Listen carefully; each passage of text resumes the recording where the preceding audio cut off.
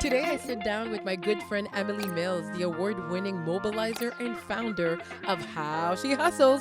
Through her social media platform, she maintains a virtual village of hundreds of buzzworthy influencers. So come on and follow me. I could read her bio, but I want to tell you not what she's done, but how she made us feel that day. Paulina had people feeling like, I can do this. I can be more. I can achieve my dream. I can let myself be creatively and authentically me and just be proud of whoever I am. Hi, Emily. I'm so happy. You're my girlfriend first, and you're also the founder of How She Hustles. And I've been, since the beginning, a true fan of How She Hustles. And tell me, how did you come up with the idea of having a big group of women connecting through social media and also through events? So tell me all about How She Hustles. Okay, first, can I just say I'm a fangirl of yours? Like, yeah. Stop. Yeah, we go way back, right? Way back. Before all of this. But yeah, How She Hustles, it was a little idea that grew. So for me, you know, in 2010, I had a full-time job. I was working at a nonprofit, and I was going to a whole bunch of events that had to do with women in leadership and diversity and inclusion. But as I went to a lot of these events, and when there were more and more senior leaders, I started looking around and I was like, where are all of the Black women?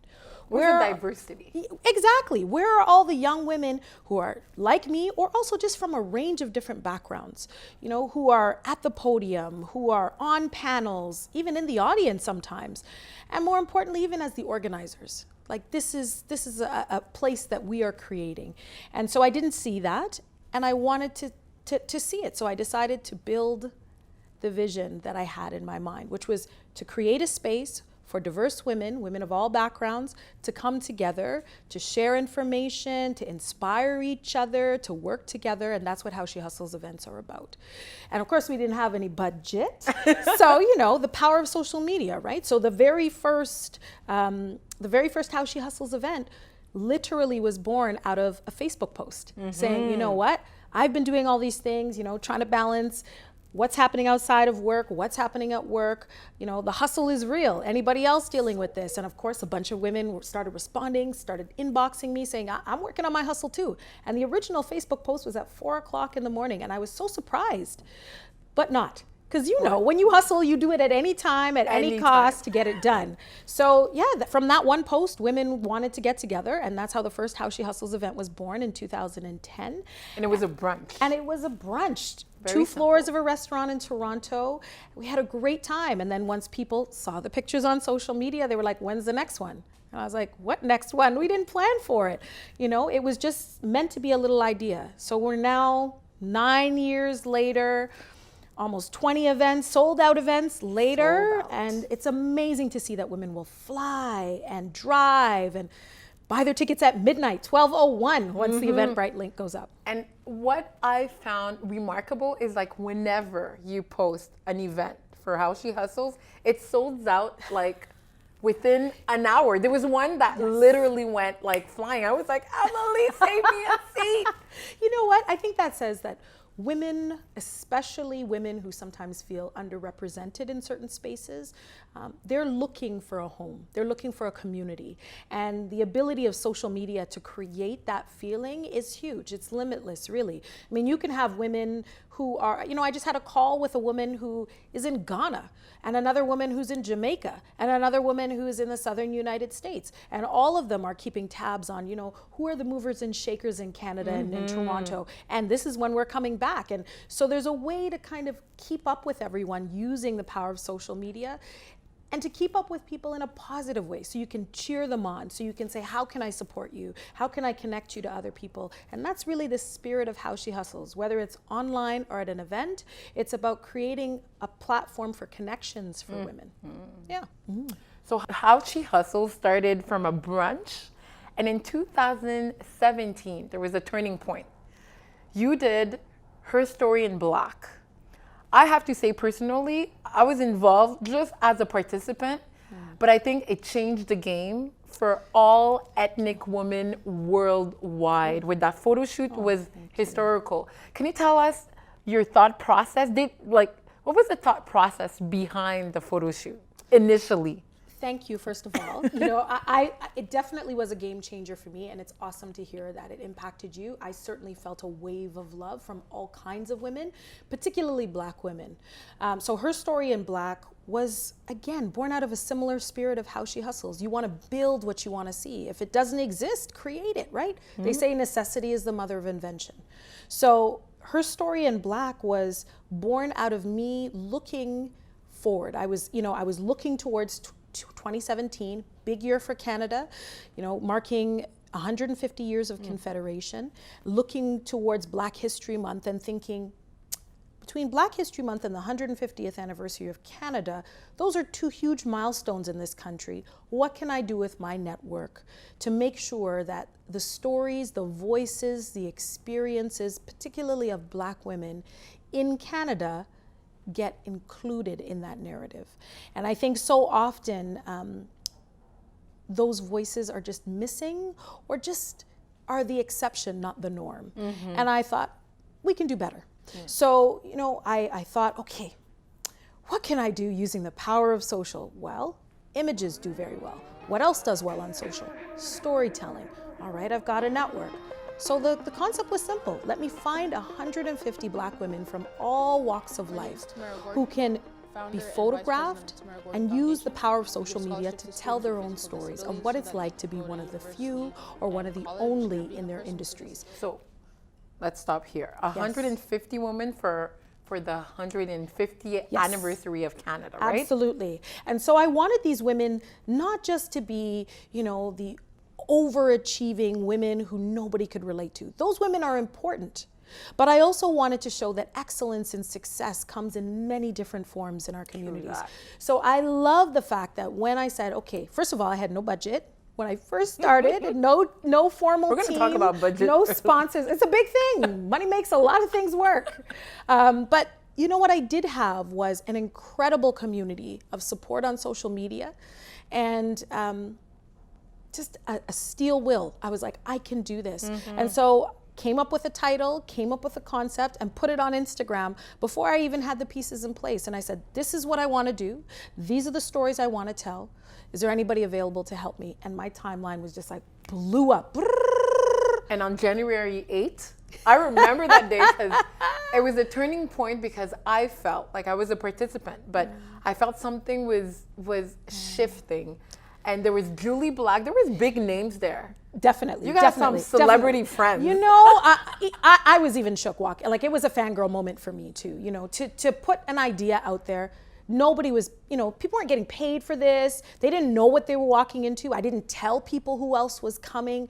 So, when it was very organic. It was very organic. So, when people walked into the room, all of these powerful women, from a federal politician, the only Black female in that role, to somebody like Julie Black, Canada's queen of R&B, to chefs, architects, engineers, having all of these women together in this space, it was overwhelming, not just for them, but for me. So I think that explains why there was a lot of tears, a lot of hugging, a lot of fangirl moments where people are like, I can't believe you're here. But also a lot of moments where women were like, I can't believe I'm here, that somebody sees me, that somebody celebrates me. Because I think as Black women in Canada, especially the ones who are on their way up, we don't get that celebration enough, right? And so it was amazing to see what it then turned into, a 1-hour TV documentary, thanks to CBC, all that good stuff. Let's go back. Rewind. Okay, wait, she don't want to tell me, she don't want to tell me all that. Sorry, that's another network, so I can't even say that. Let me rewind that part. Rewind. Another network.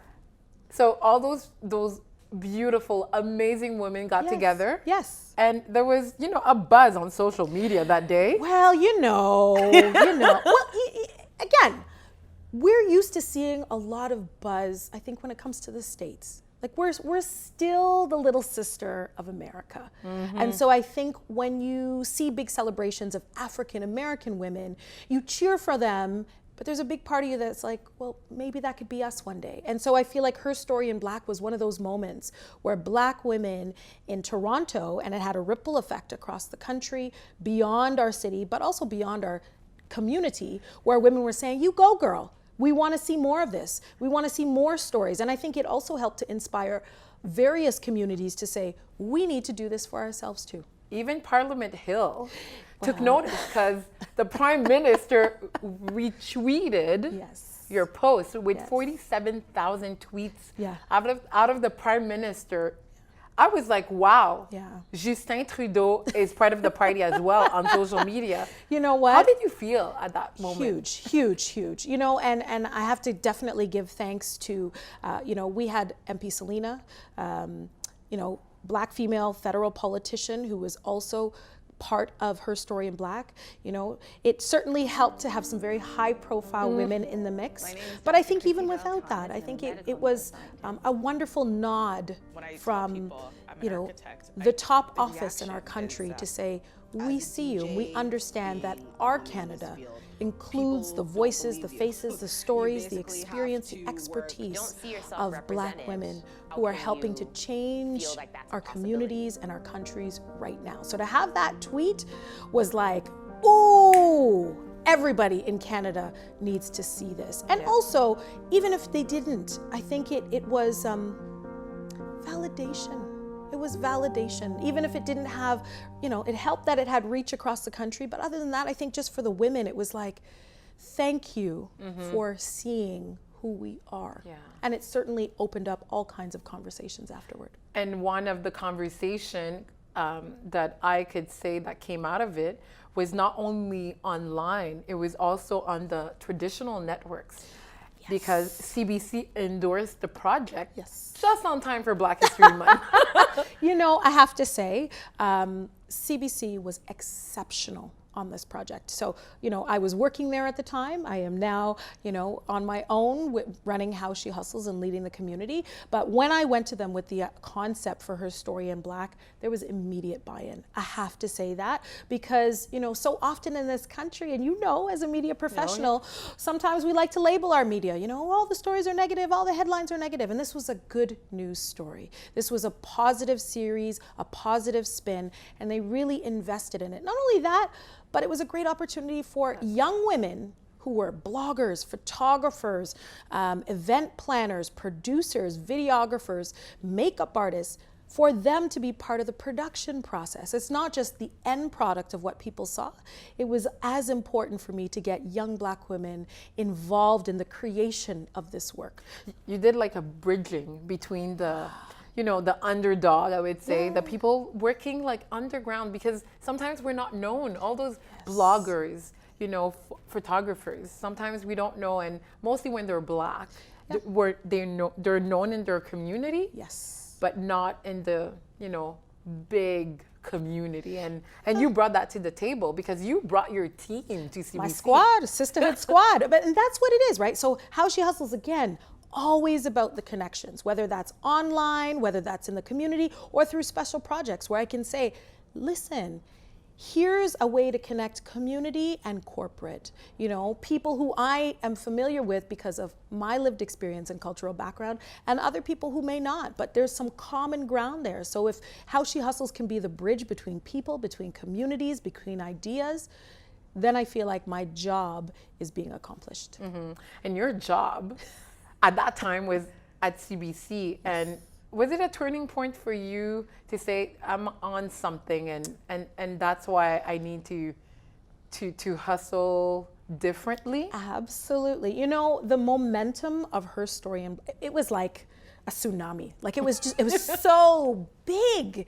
I had women who were writing me from literally all over the country, North America, Africa, the Caribbean, women who were not even part of the Black community. I had men writing me, students, educators, business leaders, even huge brands. I had people from YouTube. I hear that Facebook was citing Her Story in Black as a great example of engaging an online community. I mean, it was really humbling. Later to be invited by Twitter to their offices to speak about the project. So it had huge ripple effects. And once I saw the magnitude of the project and the momentum it had, I just thought, I can't just stop and go back to the office. I've got to keep this going. So you left your daytime hustle I knew, like, because you posted a picture, I did it. Yes. You left your job, and a lot of people are listening to us right now, and they're thinking about it, but they don't have the courage, or sometimes they don't even have the funds to think about leaving their day job. How did you prepare to just take that leap of faith? Speak to my husband. That was for sure. That's good. We prayed. We really had some heart-to-hearts. And it wasn't a rash decision. You know, I had been thinking about the transition for a while. It's a huge privilege, as you know, to work in media. Yes. People often say that particularly Black women in Canada, and there are certain voices that are underrepresented. So I felt very lucky, although, you know, I was working behind the scenes in media. I had a lot of opportunity and a certain amount of privilege in being able to shape some of the content, and more importantly, the communications, because that was my role, to be able to contribute to the communications around media in this country. So I had to think long and hard before leaving that role. Mm-hmm. But once I spoke to my husband, and he knew that this was something that I was really wholeheartedly invested in, growing How She Hustles, you know, he just said, okay, go for it. You know, and my kids, you know, I have 2 little ones, and it was important to see how this transition would affect them. In terms of the funds, no, I did not have a pot of gold hiding underneath my bed, but, you know, it was a calculated risk. And I just had to, at a certain point, I think everybody has to ask themselves, where can I do my best work? And if where you do your best work may not be the most lucrative place to do your work, then you have to decide, what do you want to be rich in? Do you want to be rich in your spirit? Do you want to be rich in your purpose? Or do you want to be rich in your wallet? I think sometimes the sweet spot is when you can do both, purpose and paycheck. But sometimes you have to take a bit of a risk to get there. And so... And it paid off. Well, it is paying off. I'd like some more pay for sure. But absolutely, I mean, I look at this journey so far and some of the experiences I've had since making that bold step to be a full-time entrepreneur. And I know it just would not have been possible unless I had spread my wings. And so I look at some of the experiences I've had, such as, you know, having the opportunity, for example, to bring a table of 10 Black women to go and see Michelle Obama and actually meet her.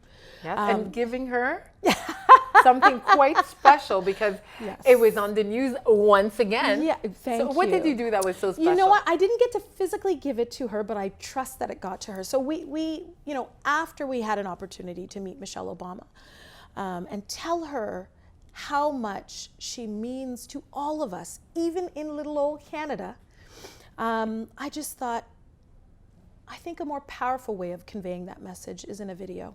So, you know, again, self-starter mentality, got a bunch of women together to create this video tribute to her. I mean, powerful women, women who have really helped to change things in politics, in frontline youth work, in the education sector. All of these women talking about how she personally inspired them and how her book transformed them. So we did this lovely video, which did very well on social media. Again. And also when it was done, I thought, you know, I want her to know that there was a wonderful story behind the story. So we put together this beautiful scrapbook that tells a little bit about every single woman, 40 women who were part of the video. Who are they? What have they done? And also about the team that put it together. It was filmed at a bookstore owned by a Black woman in Toronto that was selling her book. A young woman who used to be working as a flight attendant, self-taught videographer. This was when she saw this Michelle Obama video, the one we created on television, because one of the TV networks picked it up. She literally was in tears because it's the first time she saw some of her own work on a national scale. And again, that's what How She Hustles is about. A point of connection for her now, because she can say, it really validated to her, like, I can do this. My work is of the caliber that a national news organization is gonna show my video and then interview me about it. This is the kind of stuff that I want to keep doing. I mean, there's been travel, there's been awards. I've met some wonderful people, had my opportunity to sit down with Justin Trudeau, with some women from How She Hustles. Yes. So lots of things have been happening since I've decided to become my own boss. And being your own boss with How She Hustle, how do you handle the family life? Because you're doing a lot. How do you keep that balance and that hustle going? Well, when I have the answer, I will write it in a book and I'll come back on your show and we can sell it. You gotta share that. Yes. So, you know, there's no perfect answer. Like most people, I think, you know, you do your best every day to try and accomplish what matters to you and be there for the people that matter to you. So, you know, I got a husband, 2 little guys, so, you know, kindergarten, both of them. You know, somebody said to me the other day, the best thing you could do for your children is when you're with them, make it meaningful. It's about quantity, it's about quality, not quantity. So don't worry so much that, okay, as part of your hustle, sometimes you have to be on the couches, you know, doing interviews with people, and that may mean you're not with your kids all the time. But when I am with them, I'm the mom who is like face paint and like arts and crafts and like playing with the trucks in the sandbox, and that's completely fine. So, you know, I do my best every day to do the things that matter to me and show my kids and explain to my kids, Mommy is doing this because she loves her job. And part of my job is hosting events or doing interviews or public speaking.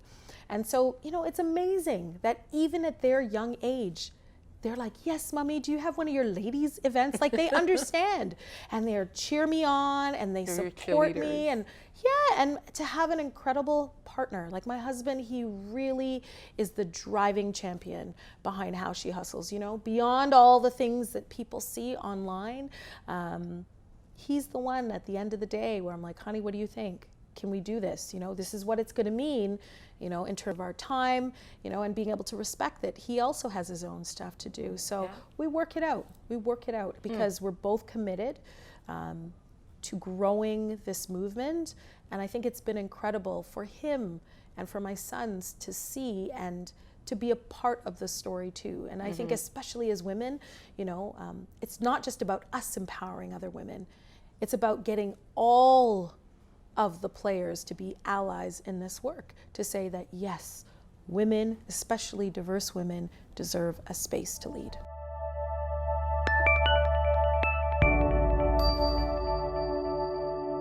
So Emily, you know, we're on Follow Me. So I'd like to know, who do you follow?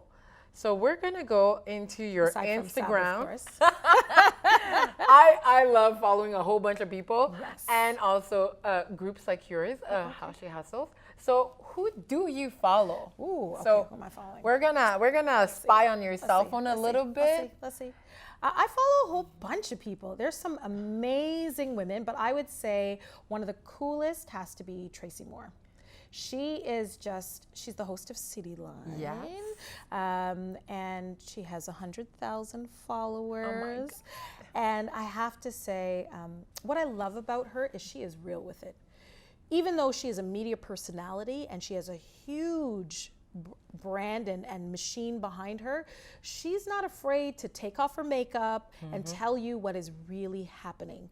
So, you know, she doesn't just post beautiful pictures with nice clothing, you know, with famous people. she will show you what it's like to braid her daughter's hair and how important that is for her to also be a parent, you know, and what it's like to try and juggle it all. She'll talk about her freckles. She will talk about, you know, somebody who will comment on her weight, and she will, you know, she will just shade people, which I love, but she also lifts people up. So there's an awesome picture of her. This is her with Marcy Ian. Another media personality. Another giant. And I will say, I've had the honor, of course, of meeting both of these women, and they are so just kind hearts.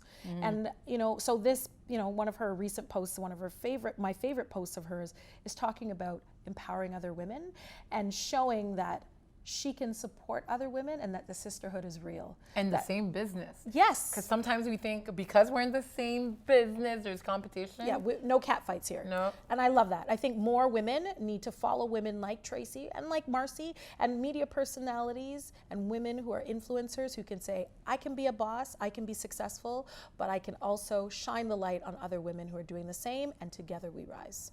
Together we rise. And you rise with your man as well, because you mentioned him earlier.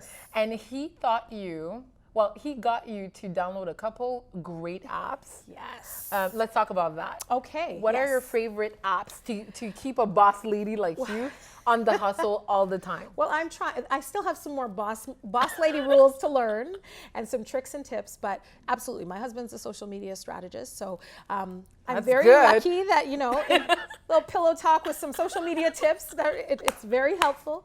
But absolutely, you know, there's the fun things I love, like Shazam. You know, I listen to a lot of music, puts me into my zone on the go. I'm always on my laptop and on my mobile. So, you know, sometimes I'll be in a coffee shop or something and I'm like, oh, what's that music? Boom, Shazam. And then it'll tell me who the artist is and what the song is. And I must say, you used to be an urban journalist. Yeah, we met in that's how another lifetime, right? Another lifetime. Yes. Absolutely. So yes, I love my music, although I'm still a 90s girl, R&B all the time. All the time. But we'll use my Shazam for, you know, the young kids music, millennials. And what about Uber? You said you really liked Uber. You know what? We've got 2 young kids, as I mentioned, 1 car, busy life.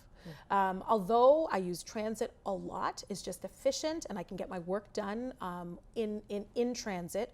There are times where, I'm in and out of Ubers, you know, and always on the go. So yes, when I need to get places, I'm like, Uber, hello, Uber, you know. I would also say definitely Adobe Sign. Okay, so. Tell me about it. Okay, so, you know, there are lots of people who do invoicing on the go or have documents that they need to sign on the go. I like Adobe Sign, heard about it from my husband. Basically, if somebody sends me a contract, they need my signature or they need me to fill in a form, I can basically just pull up a PDF of a document. I can actually use, it's like your fingertip instead of a stylus pen. You can sign it. Oh my God. You can type in the fields. Let's say if it's a contract, you can make your edits, use electronic signature, save, send it off on your mobile. Done. And you got that contract. Yeah, none of this signing and scanning. Who has time for that? Let's download that right now. I need that in my life. Thank you, Emily. That was amazing. We learned so much with you, and we're going to keep on following you on social media. Thank you, and I can't wait to keep following your show. Congratulations. Okay.